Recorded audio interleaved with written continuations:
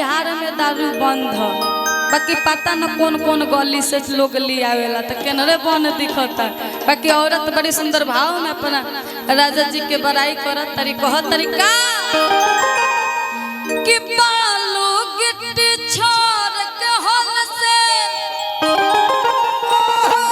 हर चार गो दारू के भाठी अनहिरा ससुरा मिल के खाए तब न कहियो घटी अमर राजा के परपति। अच्छा और कहते कि नहीं ससुरा मिल के खाई तब न कहियो घटी अमर राजा के परपति।